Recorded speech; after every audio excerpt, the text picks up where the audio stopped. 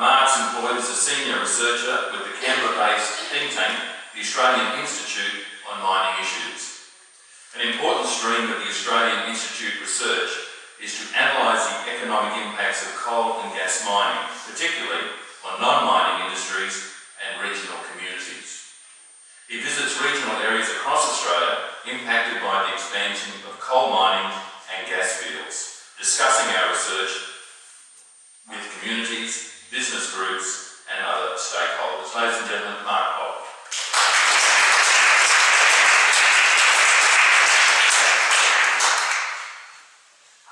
Thanks so much for that, and thanks everyone for coming along, because I think it's whatever people's views on this issue, it's a really important issue because it's an enormous thing that's happening all over Australia and New South Wales and Australia, so it's great to see people engaged, particularly saying about political representatives coming along.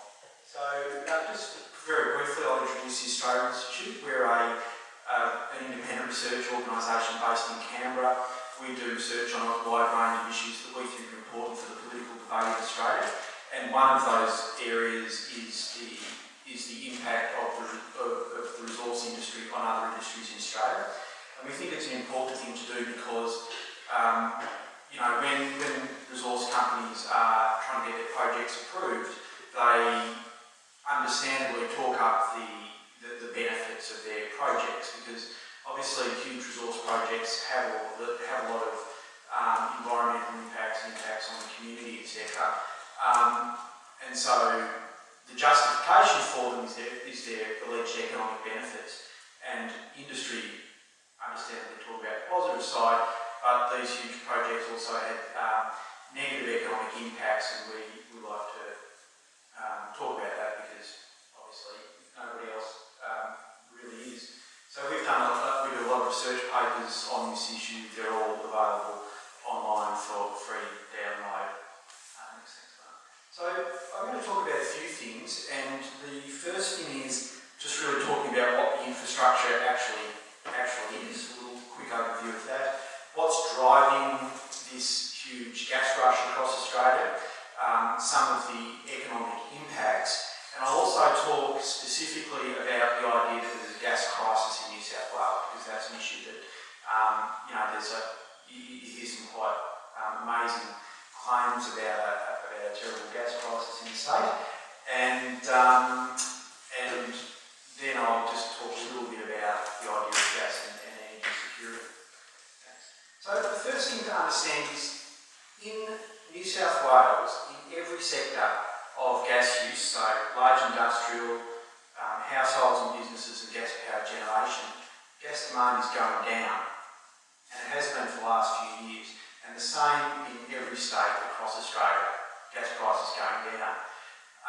But what's actually happening in terms of gas prices is that for years and years, this is actually from there's several gas markets in the world, and this plots gas prices and gas markets around the world. So for years and years across the globe, gas prices were around $3 to $4 a gigajoule. Gigajoule is just a measure of a volume of gas. And for many years it was $3 to $4 a gigajoule, and then a few years ago the price of gas, particularly the Asian price, which is the sort of orangey line up the top there, zoomed up to about $15 or $16 a gigajoule.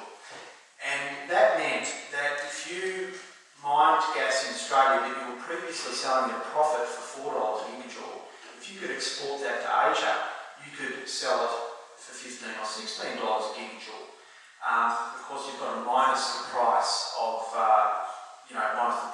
processing it and exporting it, but that you could basically make about $12 a gigajoule off it. So that is what's driven this gas rush in Australia. And these are all the exploration and production licences across Australia.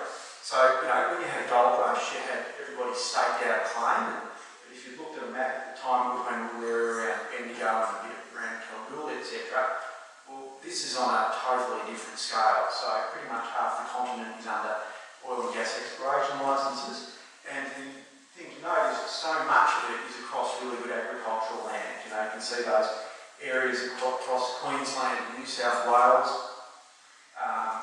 vast swathes of important agricultural land. Victoria, similarly, most of gippsland is under exploration licences, and I've really recently been in South Australia where there's proposals to have shale gas across the Coonawarra, for instance, and sort of extraordinary stuff like that. So what does it actually look like when you get there? Well, as Jess said, there's wells every 500 to 750 metres. They're all connected by roads and pipelines, and they're interspersed with compression stations and water treatment plants, and a whole lot of other pretty heavy industrial infrastructure. So it's a real transformation of rural Australia into a kind of an industrial landscape. In Queensland, they've approved 40,000 wells already, and that's going to cover tens of thousands of square kilometres. When you zoom in, this infrastructure is big. You know, this is a huge water storage pond for contaminated produced water, and they have, there's a whole lot of really big infrastructure. When they drive through all the pipelines, that's pretty, that's fairly disruptive to, forests and farmland. And all of the gas that's produced by this gas rush, or pretty much all of it, is piped up to a place called Gladstone in Queensland, where they're building 4 huge gas processing and export facilities on a place called Curtis Island near Gladstone. So there's 4 of these big sites, unbelievably, which are in the Great Barrier Reef World Heritage Area. To get a sense of the scale, Australia is, and I'm talking about the scale here because it's important to understand the scale of what's going on to understand some of the economic impacts. Australia is currently the 5th largest exporter of liquefied natural gas in the world. So liquefied natural gas is the stuff that goes on ships, right? So it's stuff that's exported, particularly to Asia where there's no pipelines going in. We're the 5th largest exporter in the world. So that small, that thing, and it's all from WA and Northern Territory, so that small bar there represents a lot of exported gas, about 20 million tonnes a year. By 2018, we're going to have overtaken Qatar as the largest liquefied natural gas exporter in the world, with probably over 100 million tonnes a year. But when I say we, it's not really Australia per se, because what we do is basically allow the oil and gas majors to come in and do this. Very little is owned by Australian companies, but we invite them, we allow them to export the gas, which is important because it means most of the benefits are expatriated overseas to where the shareholders in these companies are. So the thing to understand here though is that these projects are all happening simultaneously. You're building these massive projects across Queensland and WA in particular, all at once. And when you do something that big in an economy, it has impacts on everybody else. So the first thing I'll talk about is just the macroeconomic impacts. Basically, the more of these, when you have too much or excessive amounts of resource development simultaneously, it has impacts on the rest of the economy. And it's a well-known phenomenon of crowding out, often called Dutch disease. You basically have an expansion of mining, to some extent you have a contraction in the rest of the economy. And the key reason, the main corporate reason for this is that it drives up the dollar. So the Australian dollar is still very high relative to historic standards. From when it was floated to the beginning of the boom, it averaged about 70 cents US. It's now in the 90s.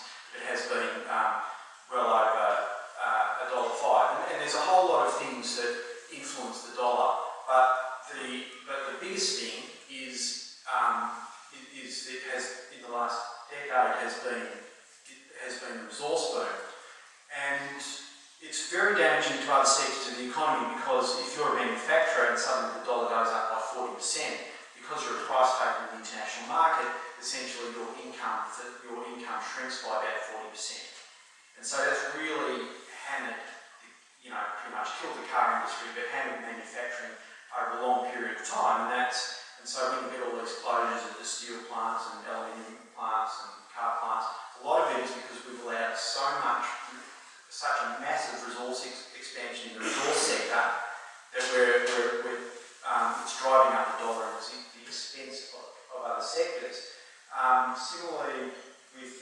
similar things happen, similar with agriculture, price takers in the international markets.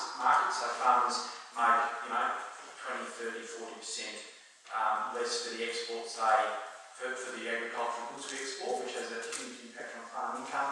And tourism is the same. Tourism's been really hammered because it's more expensive for Australian tourists to come to Australia, and it's cheaper for Australian tourists to travel overseas. So, for instance, we just looked at tropical North Queensland, where over a period of a 20% boom in global tourism, visitors to tropical North Queensland slumped by about 25%. So big impacts on the whole economy. And the other way, besides the dollar, is also that when you have this massive demand for a fairly narrow range of skilled labour across the economy, what's happening is that the agriculture industry, the mining and the manufacturing industry in particular have trained the skilled labour force over years and years, and the resource industry doesn't train many people. So what it does is it comes in with high wages and draws skilled labour from other industry sectors, and over those, and agriculture and manufacturing in particular have a lot of difficulty recruiting and retaining staff, and that makes operating quite difficult, and when they do that, and when they do get people, they have to compete with the resource industry for wages. So that's had a big impact. Now, this isn't to say, you shouldn't have a resource sector, but from a macroeconomic point of view, if you allow all of those huge gas projects to go at once, and a similar expansion of the coal industry and a similar expansion of the iron ore industry all at once, you pretty much guarantee to maximise the collateral damage to other sectors of the economy. And that's what we've done. In the view of the Australian Institute, that is irresponsible macroeconomic management of the economy. You do not have to say, yes, we're going to dig up all our resources as quickly as possible and send them overseas as fast as we can. We'll allow foreign multinationals to do that. We don't have to do that. We can keep them, we can do it at a reasonable pace. So it's been a terrible era of macroeconomic management in the Australian economy. Now, you don't have to take the Australian Institute's word for this, because sometimes resource companies actually have to do good, reasonable sort of economic modelling that looks at the negative impacts of their project. And Arrow LNG, which is one of those huge CSG projects in Queensland, acknowledged in their environmental impact assessment that one project would cost 1,600 jobs across Queensland and Australia, including about 1,000 in manufacturing, and create about $500 million in manufacturing across Australia. That's just one project. So, that CSG project was coming at the expense of jobs in, Port Kembla, etc. So when you take a step back and look at the Australian economy as a whole, the blue line is our resource exports as a percentage of GDP, and the red line is all of our other exports combined. So you can see, microeconomic reforms from the early 80s up to the start of the boom. The diversified economy was expanding, things were all going up, and then as soon as we get the start of the resource boom, everything else starts heading south. So that's the contraction of our diversified economy when you see in line with the expansion of our resource sector. I just want to talk a little bit about the gas industry in particular, because there's a lot of misconceptions. What percentage of the Australian workforce do people think are employed by the oil and gas industry? I want to have just a ballpark guess. 2%? 20,000 people, yeah, that's about right. So it's about... okay, right, I've read it. Fantastic. So yeah, less than 0.2, that's exactly right. Less than 0.2 of 1% of the Australian workforce. So gas is, they employ, there's a spike in the construction period, but when a gas field's up and running, it doesn't need many people to manage it. So, and that's important because the gas industry often pushes the amount of jobs it's created. And a great example is Appia last year. Appia is the body that, the lobby group for the gas industry, claimed that last year the gas industry provided ABS statistics, Australian Bureau of Statistics, and they said actually there was an extra 9,372 jobs in the gas industry. And what they do is they just use multipliers. They just multiply everything by 10 to make it sound like they produce a lot of jobs. And they call it indirect jobs. And it's true that there are indirect jobs created by the oil and gas industry, as with every industry. But if every industry accounted for their jobs in that way, you would have, 30 million jobs in Australia. So, the point is that if you expand, you get indirect jobs from the gas industry, but they often create other jobs in other industries for the reasons I was talking about before. They're a very low taxpayer. Last year, the gas industry paid, I should start by saying the theoretical tax rate, corporate tax rate in Australia is 30%. No industry pays all that because everyone's entitled to a certain amount of exemptions. So the effective corporate tax rate around Australia is a bit over 20% for all industries. Last year, the gas industry paid 6%. 6%. And, they also pay a thing called the PRRT, the Petroleum Rent Resource Tax, and that is a tax, it's a bit like super profits tax, but it's not meant to reduce the corporate tax rate. It's amazing, comparison with Norway actually, because Norway taxes its oil and gas sector at about 90%, an effective tax rate of about 90%, including a compulsory nationally owned stake by Statoil, their nationally owned company, by 90%. The oil and gas industry hasn't fled away, they stay where the gas is. And so, in Australia, I think it's really fair to say, we're open for business, but we're giving it away. And in terms of royalties are payment for the resource. Sorry, am I going way over time? I've got a little bit of time left. I should just check. Let's go. When those massive Queensland projects are operating at their peak in a couple of years, they're projected to increase Queensland state government royalty by about 1%. So, yes, that's not insignificant, but you do have to cover the state in gas wells to get that extra 1% increase. And it should be remembered that it's not really a tax, it's a payment for raw materials, just like a builder buying bricks or a baker buying bread, right? So you shouldn't really consider royalties a tax, it's just what a company pays to get its raw materials. As I said before, it's pretty much it's about 85% foreign-owned industry, so all the profits are 83% of the profits, I should say, are expatriated overseas, and most of its supply chains are overseas, so the gas industry doesn't spend a lot of money in Australia. Now, sorry for this huge slab of text, never good in a PowerPoint presentation, but the point I wanted to talk about this idea that there's a gas crisis in New South Wales, and if we don't cover the state in gas wells, gas prices are going to go up, and we won't have any gas to heat our homes, etc. So the quote up the top is basically the gas industry saying we need to mine gas or else we're going to run out and gas prices are going to go up. And the quote down the bottom is the New South Wales chief scientist saying that the reason gas prices are going up is because we're exporting all that gas through Gladstone, and it's linking us to international prices. Next slide, thanks. So, I said before, domestic demand in Australia is going down, so you can see, around 2013, gas demand is actually going down, and the people who measure it, the Australian Energy Market Operator, are not expecting gas demand to increase substantially for decades. The big bit up the top, the yellow bit, and the black bit are projections for the amount of gas demand for LNG export. Gas demand just ignore those headings, this was for another presentation, but gas demand for power generation is crashing in particular because gas is becoming expensive, renewable energy is actually cheaper now, so gas demand for power generation is absolutely crashing.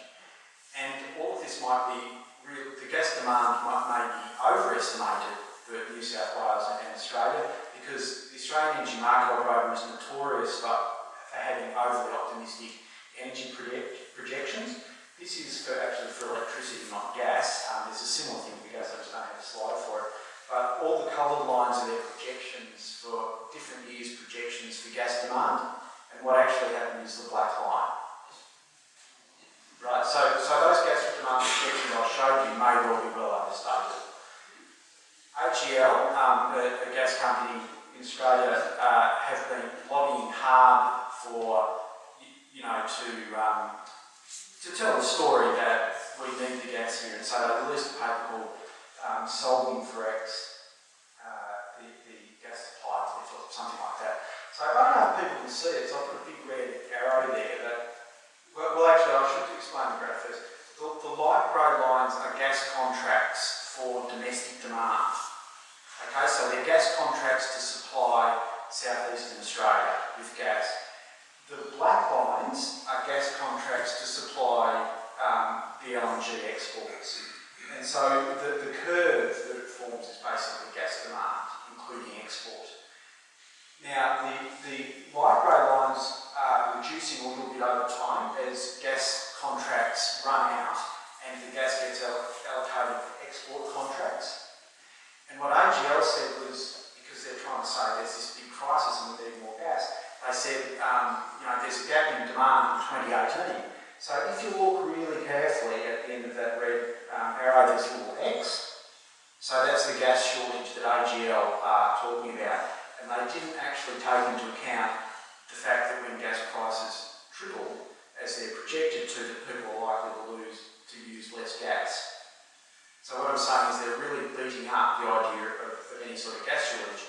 And the truth is that even if there was a bit of a gas shortage, it doesn't mean that suddenly everybody goes without gas. It just means that across the board, some people use a little bit less gas or pay a little bit more. The gas network all across Eastern Australia is connected, so we're all part of one market. So once we start exporting gas to Asia, the companies have the choice between selling to Asian customers. Well, they can sell to Asian customers at effectively $12 a gigajoule. So if Australian companies and if Australian gas users want to buy that gas, they actually have to match the Asian price. So that's kind of linkage to the net back price. And and I just put this up because this is just an amazing. Santos is the other company that wants to mine more gas in New South Wales up in the Pilliga. And Credit Suisse, Credit Suisse are a hard-headed Zurich-based financial analyst company, and they pointed out that Santos said that the main justification for developing their export facility in Gladstone was that not to make money out of that, but that it would link domestic gas prices to international prices, and they could re-rate all of their domestic gas sales to international prices. And at the same time, they're saying, well, we have to, at the same time, they're lobbying to produce gas for New South Wales to bring down the gas price. So just pointing out the irony there, I guess. Okay, time's up. Sorry, I'll flip through. And Ross Giddings, he's a very influential journalist and columnist, and a lot of commentators are just completely onto this. Ross Giddings has come out and called it a bit of a con. And finally, I'll just say there's huge risks to having a gas supply. Francis Island and Longford gas explosions wiped out large percentages of those states, with Victoria and WA's gas supply over a fairly long period of time having a huge impact on the rest of the economy. So there's big risk there. But finally, just on a positive note, there's a lot of alternatives to coal seam gas. So renewable energy is already cheaper in Australia than gas, and the main things we use gas for in houses, which is space heating and hot water heating, it's already cheaper to use efficient electrical systems than gas. So over time we can just replace those systems. So heaps of alternatives to covering the state with coal seam gas wells. Thanks very much.